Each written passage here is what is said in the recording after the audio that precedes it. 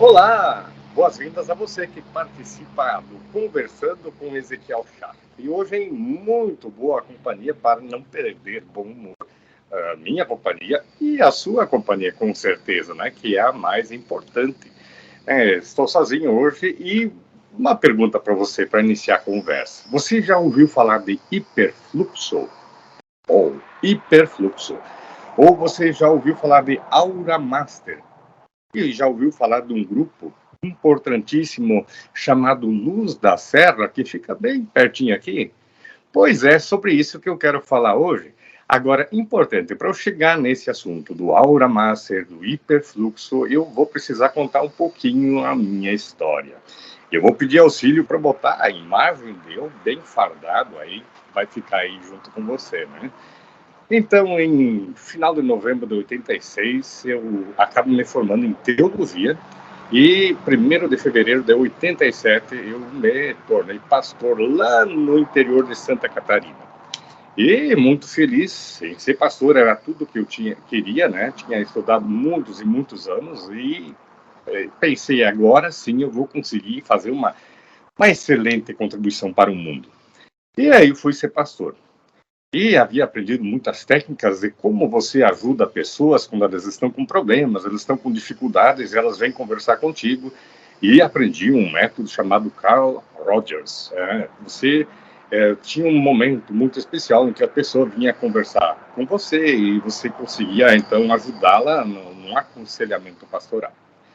E as primeiras pessoas vieram, as segundas pessoas vieram, e eu senti um vazio do coração, porque eu não conseguia, muitas vezes, ajudar, a não ser fazer a pessoa na catarse, né? A pessoa conseguia colocar o seu sentimento, a sua preocupação, aquilo que estava incomodando na vida, e eu conseguia devolver o sentimento para ela. Mas eu sentia assim, falta alguma coisa, porque a pessoa, ela fala e resolve alguma coisa. Então você vai no cabeleireiro, vai fazer suas unhas, vai passear no supermercado e conversa com alguém da fila. Não, tem caminhões RS 124 aqui, funciona muito bem.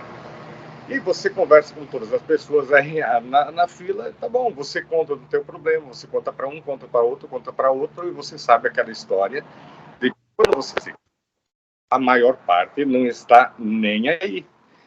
E a grande, uma pouca porcentagem ali também estão interessados que você se estrepe logo para parar de se queixar. Não é assim? Essa é a realidade. Mas eu estava com pastor e sentindo necessidade. E aí a gente começou com uma pastoral da saúde, eu estou contando a minha história. E minha preocupação também era física, porque câncer, esse era o grande dilema. E aí, como pastor, junto a gente começou com uma pastoral da saúde, e eu fiquei fascinado como é que você poderia curar a pessoa podia se curar, na verdade, com algumas coisas bem interessantes. Então, tem a imagem do olho e mostra, e eu, paixão pela primeira vista, consegui, então, palestrantes que analisavam o olho e vieram contar sobre a experiência que eles tinham com as pessoas, com seus clientes, em que analisava a íris do olho e conseguia, com isso, identificar muitos problemas físicos. E eu disse, isso aqui é para mim. E aí saía a carta, né? Isso foi já nos anos 90, né? Início do ano 90, 91, 92, eu já estava em Tenente Portela. Consegui o primeiro curso, o segundo, o terceiro, o quarto, o quinto, e aí me fascinei, e aí fui para a área do físico, né? Antes eu estava como pastor, todo espiritual, e de repente eu percebi que não adianta salvar a alma se o corpo tá feio. Gostou do barulhinho aí, né? Se o corpo não tá legal. Então eu parti para o físico, ao lado, claro, do espiritual, de ser pastor, tudo normal. E por um bom número de anos, então eu fiquei ajudando muitas pessoas em pastoral da saúde, depois comecei a atender pessoas analisando a íris, mas aí precisava registrar isso aí, porque não se tinha ainda um conselho regional de terapias, um conselho federal de terapias, A terapia holística estava assim, recém começando a dar os primeiros passos na sua legalização. Aí tive que fazer massoterapia, encontrei a auriculoterapia, botar sementes na orelha, leitura do rosto, você tem como olhar no branco do olho, você tem como olhar a coluna. Fui fazer massoterapia, então, né, o DPS 888, número sugestivo na cabala, né? E aí eu fui direto, então, continuei na área física, claro, espiritual, como pastor, né, falando da palavra de Deus, e ao lado disso tentando ajudar as pessoas a consertar o seu corpo. Mas isso não bastou. E aí eu decidi, eu precisava fazer alguma coisa a mais. E aí eu fui estudar programação neurolinguística e descobri que muitos dos problemas físicos e problemas da alma, problemas espirituais estavam nos nossos traumas, né, nas coisas do dia a dia.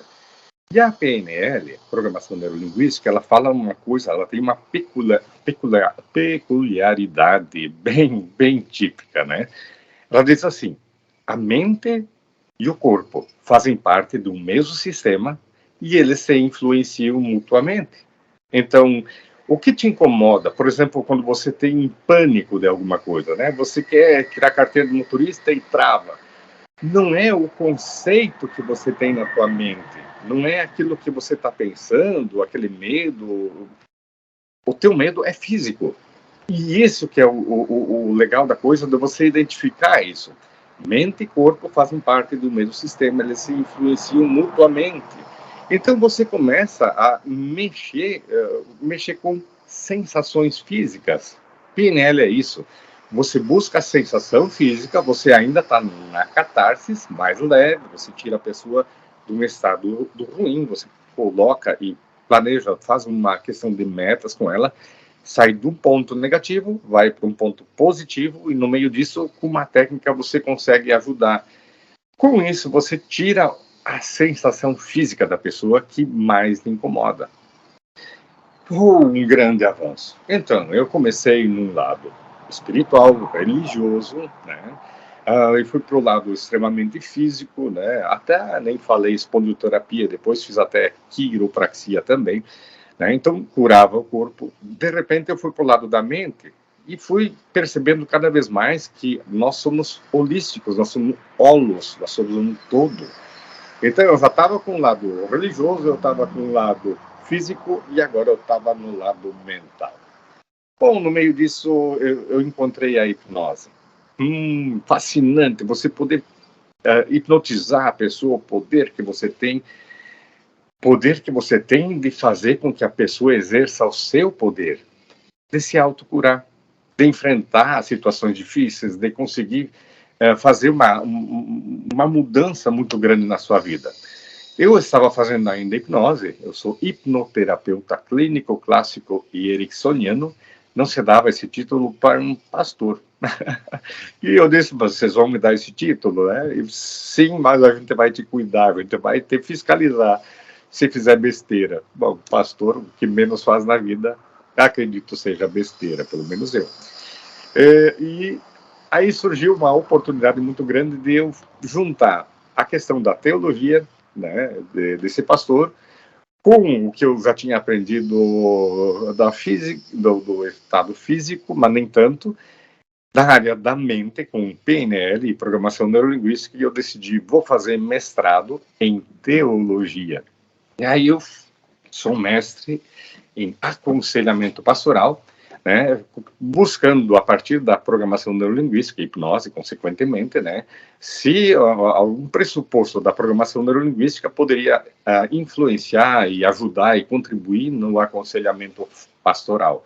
Eu juntava teologia, juntava a mente, e, na verdade, juntava corpo também, né? Então, foi um auê dentro da teologia, um assunto totalmente novo, porque programação neurolinguística era neoliberalismo, era um monte de preconceitos, e eu tive que enfrentar isso. Bom, sou mestre em teologia também. Mas isso também não bastou ainda, faltava mais uma área. Você sabe que a gente tem um corpo, nós somos 4, né? Corpo físico, corpo etérico, mental e espiritual. E isso nos falam os indianos, os chineses, na verdade, todos os orientais falam que a gente não é só um corpo físico, né? Nós somos um todo. E aí eu parti para o Reiki. Me tornei mestre Reiki, do cursos de Reiki, né? E agora encontrei a união das coisas e achei que tinha encontrado, então, toda a solução. Então, você vê, de uma área religiosa, eu fui para uma área física, daí eu fui para o etérico, bom, isso tem que explicar daqui a pouco. E aí o corpo mental e o corpo espiritual, vamos dizer assim. Mas eu não era pastor? Sim, a gente... Como é que é esse negócio de aura? Você lembra, no segundo bloco eu vou falar sobre Aura Master, né? Eu estou falando sobre hiperfluxo, vou falar no segundo bloco. Mas eu quero chegar até lá. Por que é tão importante isso? Porque eu fui percebendo uma coisa muito importante. Nada na vida da gente é por acaso. Não é que as coisas caem do céu. Na minha vida houve muita busca. Eu busquei entender o ser humano. Busquei primeiro entender a mim mesmo, né? Todo terapeuta, aquele que tinha muito problema, buscou solução. E o negócio expandiu a ponto de sair ajudando todo mundo. Depois a gente aprende que só pode ajudar aqueles que te pedem ajuda, né? A gente não tem o direito de interferir na liberdade do outro. Mas a gente pode se colocar à disposição e as pessoas vêm, então, buscam ajuda e a gente pode, com certeza, ajudar. Então, achei que eu estava praticamente completo, entendendo o ser humano, né? Porque daí, então, você pegava e coloca a energia e automaticamente a pessoa resolve. Mas nem tudo termina por aí, porque sempre a gente vai aprendendo que precisa aprender mais. Sócrates já dizia oida, oida, nitsei. Tive que aprender grego no ensino médio, 3 anos. Eu sei que nada sei. Quem mais sabe, sabe que não sabe absolutamente nada e que mais precisa aprender. Então, humildade acima de tudo, talvez seja uma das coisas mais importantes que a gente pode exercer na vida. Mas aura, isso é científico? A gente pode se perguntar, mas pastor pode falar em mestrado Reiki? Reiki não é coisa do demônio? Há mais coisas entre o céu e a terra do que imagina a nossa boa filosofia. Não é muito mais. Cuidado com um sistema de crenças que te limitam e não deixam entender como Deus criou o ser humano. Como Deus criou? Bom, não sei se foi lá no Big Bang, foi aquele desenvolvimento na biologia, né? Desenvolvimento de uma célula que antes não tinha membrana externa, e ela foi se desenvolvendo, conseguiu fazer a primeira membrana, com isso ela se multiplicou, e aí formou os seres vivos, e aí entra São Francisco de Assis, o irmão Sol, irmã Luz, irmãos animais, nós todos temos a mesma essência, aquela mesma célula, que começou a se dividir e se tornou indivíduos e, no fundo, a essência é a mesma. E eu acredito, Deus nos criou. Como? A Bíblia não é nunca uma explicação científica. Ela é um testemunho de que Deus criou. Daqui a pouco a teoria do Big Bang vai embora, assim como teve o Darwin, que também já não está sendo muito questionado, né? As teorias vêm e vão, mas o ser humano, como é que a gente compreende? E os maiores cientistas hoje, com física quântica, com neurociência, eles cada vez chegam mais à conclusão que tem que ter algo muito maior. E nós temos aura. E é aí que está o interessante.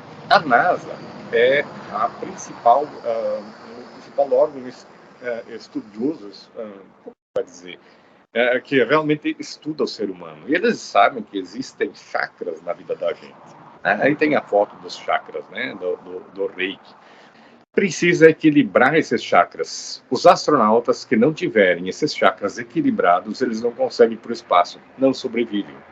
O macaco eles botaram no foguete até conseguiu. O cachorro não durava uma semana. O ser humano é literalmente, entre aspas, uma praga, se adapta a quase tudo. Então é científico, nós temos chakras, centros de energia no nosso corpo, nós temos um corpo etérico, físico, etérico, mental e espiritual, e isso influencia demais na nossa vida. Vamos para o pulo do gato no segundo bloco, onde de repente encontrei o hiperfluxo, encontrei a tal de Patrícia, um tal de Luiz e um tal de Bruno Jimenez lá no Luz da Serra, que ensinaram sobre a Aura Master. Fique com a gente aí no próximo bloco.